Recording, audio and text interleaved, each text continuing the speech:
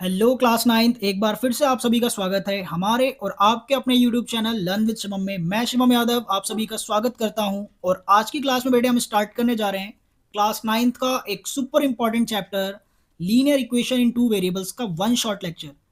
इस one shot में हम सारी चीज़ों को कवर करेंगे plus important questions, concept, formulas, जो भी चीज़ें हैं वो सारी चीज़ें कवर करने वाले हैं। एंड तक बने रहिए। नोटबुक निकाल लीजिए, पेन हाथ में ले लीजिए और चलिए शुरू करते हैं। सबसे पहले बेटे स्टार्ट करेंगे माइंड मैप से, यानी हम इस चैप्टर में पढ़ने क्या क्या वाले हैं। तो सबसे पहला टॉपिक जो होने वाला है बेटे वो है definition and general form of linear equation. ठीक है, यहाँ पर हम लीनियर इक्वेशन की डेफिनेशन पढ़ेंगे, यानी होता क्या है लीनियर इक्वेशन, एंड इसकी general form A X plus B Y plus C equal to zero. Then next जो टॉपिक है वो मोस्ट इंपॉर्टेंट है, सोल्यूशन ऑफ लीनियर इक्वेशन। अगला बेटे ग्राफिकल रिप्रेजेंटेशन। कई स्कूल्स में ये टॉपिक डिलीट हो चुका है, फिर भी इसे कवर करेंगे, जिसे स्किप करना होगा वो कर सकते हैं बच्चे। देन लास्ट में हम करेंगे मोस्ट इंपॉर्टेंट क्वेश्चंस, कुछ देखते हैं। ठीक है, अगर मोस्ट इंपॉर्टेंट क्वेश्चन आप अलग से करना चाहते हैं तो हमने इसका वीडियो एमसीक्यू प्लस जो आपके मोस्ट इंपॉर्टेंट क्वेश्चन होते हैं उनका वीडियो ऑलरेडी अपलोड कर दिया है, तो वो भी आप देख सकते हैं। अदरवाइज आप अगर ये वीडियो भी पूरा देखते हैं तो ये काफ़ी होगा आपके एग्जाम के लिए। तो क्या स्टार्ट करें, चलिए। सबसे पहले बेटे डेफिनेशन। ठीक है, लीनियर इक्वेशन होता क्या है।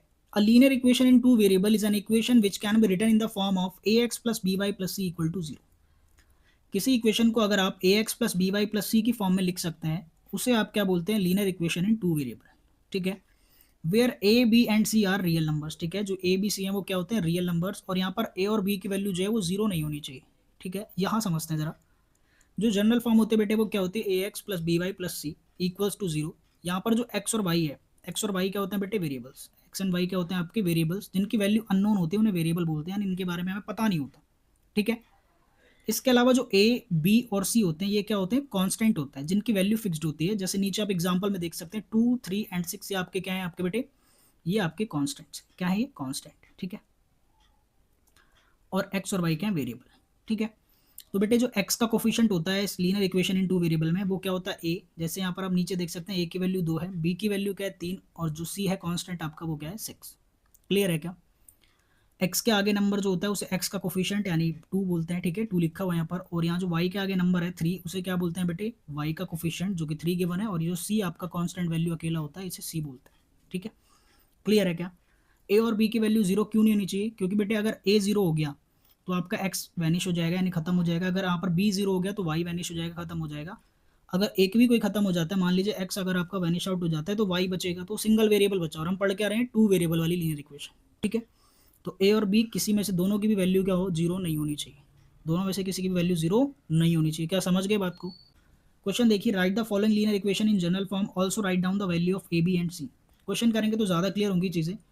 यहाँ पर सवाल दिया गया है 2x minus three equal to 6y। तो सबसे पहले आप जानते हैं एक्स वाला टर्म होना चाहिए, ये रही जनरल फॉर्म। ठीक है, एक्स वाला टर्म, देन वाई वाला, then constant, then equal to zero.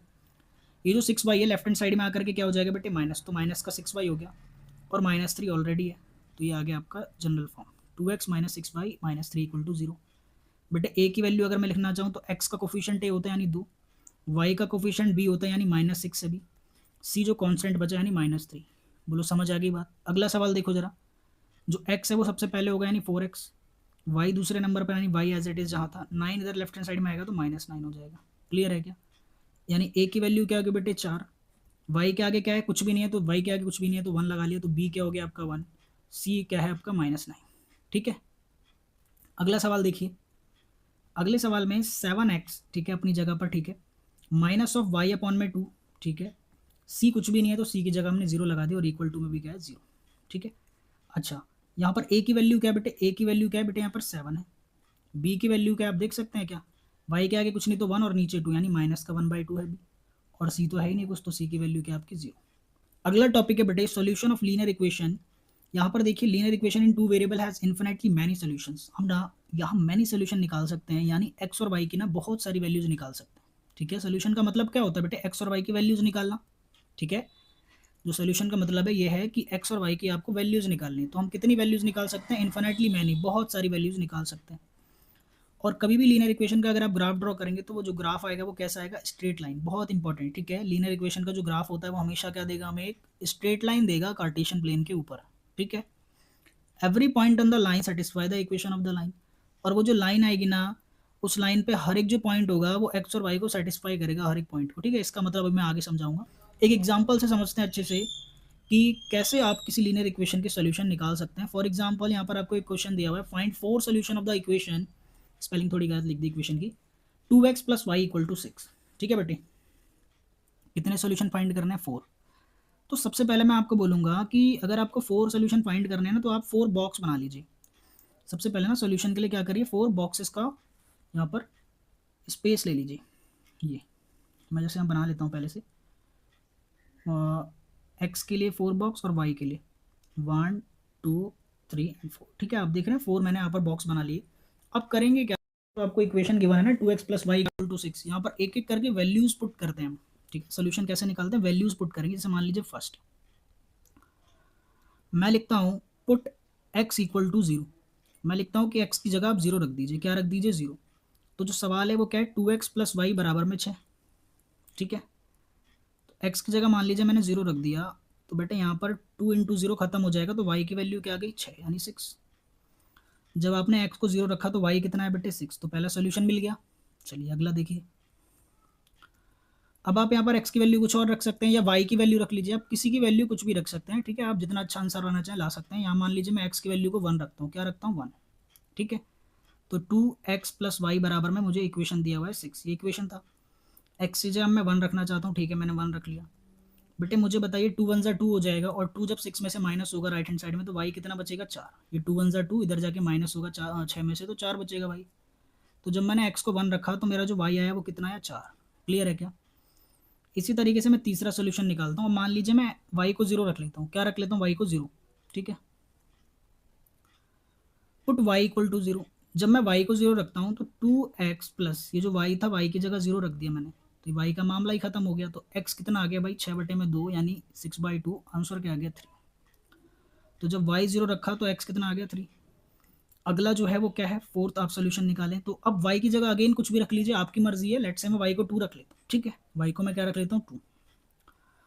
तो y की वैल्यू अगर मैं 2 रखता हूँ तो होगा क्या? 2x + y की जगह 2 बराबर में 6, 2 जाके 6 में से पहले माइनस हो जाएगा, तो बचेगा क्या? 4। अब ये जो 2 है आगे, ये जाके डिवाइड होगा क्योंकि मल्टीप्लाई हो रहा है यहाँ, ठीक है। तो 4 कैंसिल आउट हुआ, तो x की वैल्यू कितनी आ गई बेटे? x की वैल्यू भी 2 आ गई। जब आपने y की जगह 2 रखा तो x भी क्या मिल गया आपको? 2।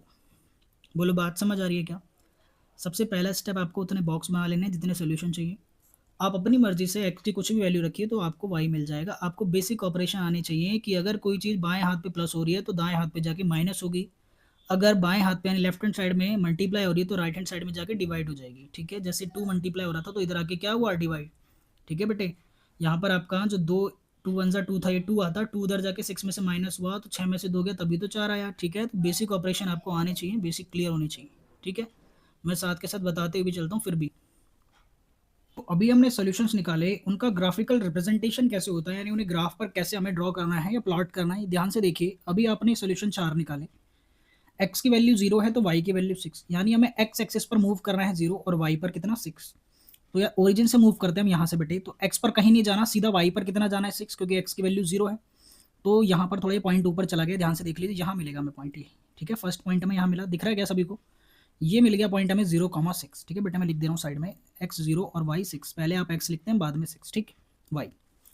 अगला जो पॉइंट है वो 1,4 है, यानी x पर 1 चलना है बेटे, x पर 1 चलना है, यानी हम आगे x पर, देखिए जरा मैं ड्रॉ कर रहा हूँ यहाँ पर, ओरिजिन से 1 तक आ गए, और y पर कितना जाना है? 4, यानी ऊपर फिर 4 गए, ठीक है, ऊपर 4 गए यहाँ तक, ठीक है। ये आ गए, ये यहाँ आ गए, ठीक है। तो ये जो पॉइंट मिला हमें, ये मिल गया क्या? 1,4, ठीक है, ये हमें मिल गया पॉइंट, ठीक है। अगला क्या है? 3,0, यानी x पर 3 जाना है, यहाँ से हम गए 3 तक, ठीक है, और y पर कहीं जाना नहीं है, तो ये वाला पॉइंट मिल गया मुझे 3,0, ठीक है। 3 पॉइंट मिल गए, पहला, ये दूसरा और ये तीसरा। अगला क्या है? 2,2, यानी x पर 2 जाना है, ये आ गया x पर 2, और y पर भी कितना जाना है? ऊपर 2, तो ये आ गया y पर 2, ठीक है। ये दिख रहा है ना, 2 के बराबर में आ गया। ये यहाँ पर 4 आना था तो 4 आए थे, तो ये वाला जो पॉइंट मिला हमें, ये क्या मिल गया? 2,2। तो चारों पॉइंट को हमने प्लॉट कर दिया बेटे। अगर आप चारों पॉइंट को जोड़ते हैं, ध्यान से देखिए, अगर मैं चारों पॉइंट को जोड़ता हूँ तो मेरे पास क्या मिलेगा? एक स्ट्रेट लाइन।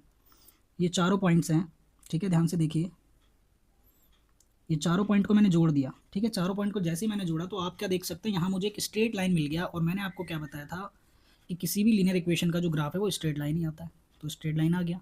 ठीक है, क्या आया भाई इसका ग्राफ, ठीक है, स्ट्रेट लाइन। इक्वेशन क्या थी आपकी, ज़रा देख लो ज़रा, 2x plus Y equal to 6। तो इस तरीके से लिख देंगे, ग्राफिकल रिप्रेजेंटेशन हो गया। क्लियर है, कोई बड़ी बात तो नहीं इसमें, बहुत ईजी है, ठीक है।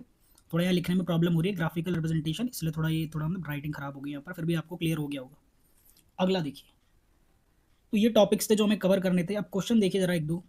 The graph of linear equation 2y equal to 5 is parallel to which axis. ध्यान से देखिए क्या लिखा हुआ है, 2y इक्वल टू 5। बेटे 2y इक्वल टू 5 का क्या मतलब है कि y की वैल्यू क्या आ जाएगी, 5/2।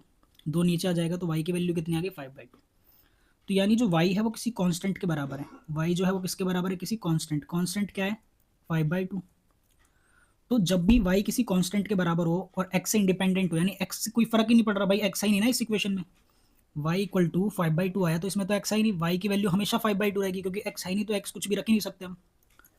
तो y की वैल्यू अगर इक्वल टू कांस्टेंट है तो ये किसके पैरेलल होगा ग्राफ हमेशा, बेटे ये जो होगा आपका y की वैल्यू अगर कांस्टेंट के बराबर है तो x एक्सिस के पैरेलल हमेशा ग्राफ आएगा।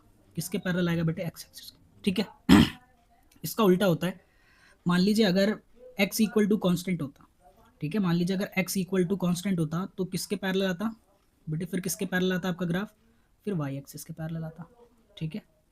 इसे ध्यान रखेंगे कि y की अगर कोई कांस्टेंट वैल्यू है तो x एक्सिस के पैरेलल लाइन आएगी, अगर x की वैल्यू कांस्टेंट है तो y एक्सिस के पैरेलल लाइन आएगी। अगला देखिए, write the linear equation of the graph which is parallel to y axis and is at distance of 3 units on the left from the origin. अच्छा, 3 unit left from the origin, बेटा देखिए मैं बना लेता हूँ यहाँ पर ग्राफ सा, ये रहा ग्राफ, और 3 यूनिट लेफ्ट में जाना है, यानी इस साइड में जाना है, बाएं हाथ पे इधर जाना है, इधर इधर 3 यूनिट आया यानी -3। अगर आप लेफ्ट में जाते हैं तो यानी x की वैल्यू क्या है, -3। बेटे x की वैल्यू क्या आ गई, -3। तो y एक्सेस के पैरेलल यानी x इक्वल टू -3, ये आ गई आपकी इक्वेशन। भाई यही है इक्वेशन, x इक्वल टू -3। अगर इसे और अच्छे से लिखना है तो -3 इधर आके प्लस हो जाएगा और इधर बचेगा 0, ठीक है। अभी ऊपर समझाया मैंने कि अगर x आपका किसी कांस्टेंट के बराबर है, अगर आपका जो x है वो किसी कांस्टेंट के बराबर है तो जो ग्राफ है वो किसके पैरेलल आता है बेटे, y एक्सिस के। तो y एक्सिस के पैरेलल ही होगा क्योंकि x कांस्टेंट है। तो अगला देखिए, find the value of a and b if the line passes through the points -1, 0 and 0, -3, ठीक है।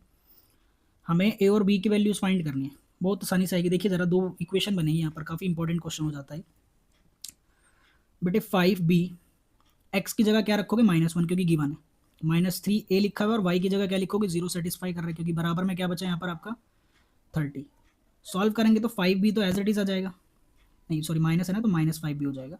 3a को 0 से करेंगे तो वैनिश आउट हो गया, इक्वल्स टू में क्या आ गया 30। तो 5 से 30 काटा तो 5 6 जा 30 होते हैं, माइनस का साइन इधर आ जाएगा। तो बेटे बी की जो वैल्यू है वो क्या आ गई आपकी, -6। बी की वैल्यू कितनी आ गई, -6 आ गई डायरेक्टली, ठीक है।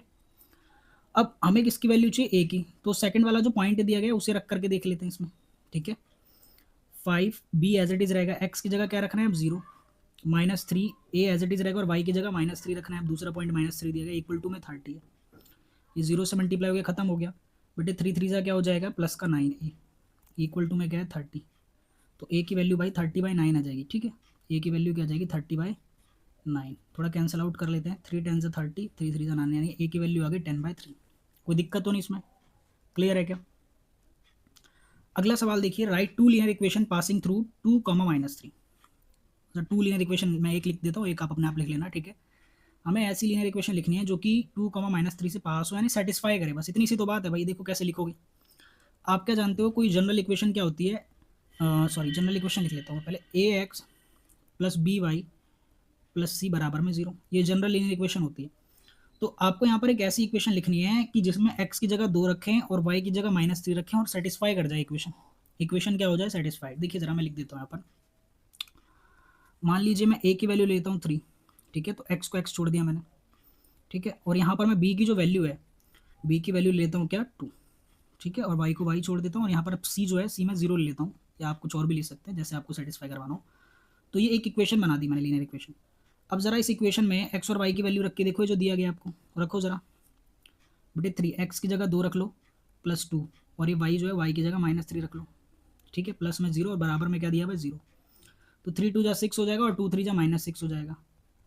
आप देख रहे हैं ना यहाँ पर 6 से 6 कट जाएगा और आंसर क्या आ रहा है 0, तो सेटिस्फाई कर रहा है, ठीक है। तो मैंने ऐसी इक्वेशन लिख दी कि जहाँ मैं x और y को 2 और -3 रखता हूँ तो इक्वेशन सेटिस्फाई कर जाए, तो वो मैं अपने हिसाब से रख सकता हूँ, ठीक है। सेटिस्फाई करनी चाहिए, जस्ट आप कुछ भी रख सकते हैं इक्वेशन, क्लियर है।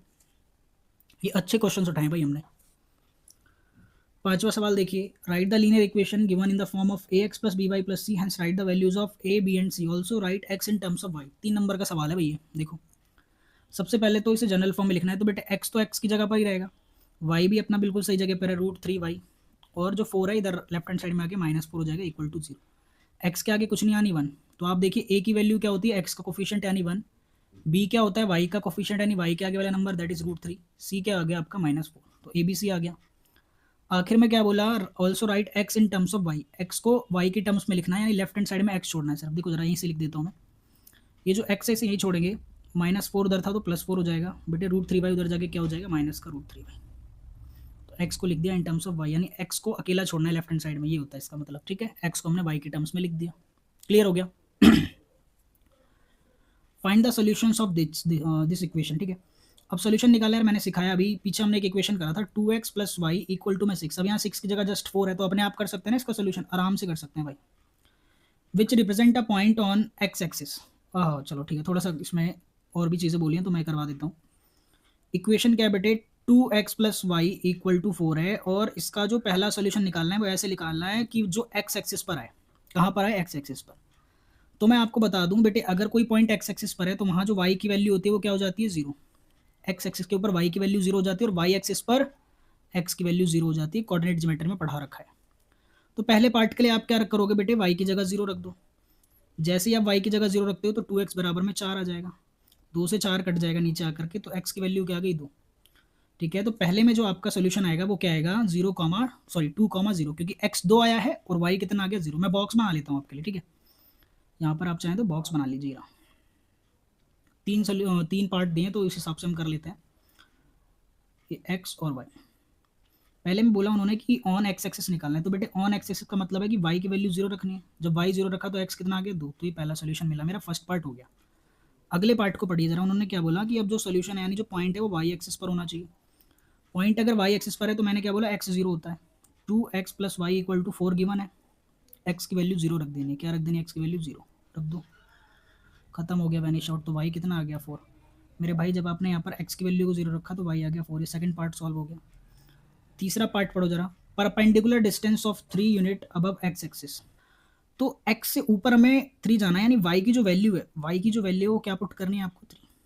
ठीक है, x एक्सिस से जो डिस्टेंस होता है वो y होता है। थर्ड पार्ट को सॉल्व कर रहे हैं, लास्ट पार्ट को, perpendicular distance of 3 unit above x axis, x axis से परपेंडिकुलर जो डिस्टेंस होता है उसे बोलते हैं y। ठीक है, एक्स एक्सिस जो परपेंडिकुलर डिस्टेंस होता है उसे बोलते हैं y, और अबव बोला है, अबव मतलब ऊपर जाना है, तो y में अगर ऊपर जा रहे हैं तो यानी y की वैल्यू +3 रखनी है, तो बेटे इसमें y की जो वैल्यू है वो क्या रख दो आप, 3। ठीक है, y की वैल्यू 3 रख दो तो x आ जाएगा, 3 उधर जाके क्या हो जाएगा, 4 में से माइनस, तो 2x आ जाएगा 1। ठीक है, और यहाँ पर x की वैल्यू क्या आ जाएगी, 1/2। क्लियर है क्या, तो जब आपने यहाँ पर y को क्या रखा बेटे, 3, तो x आ गया 1/2।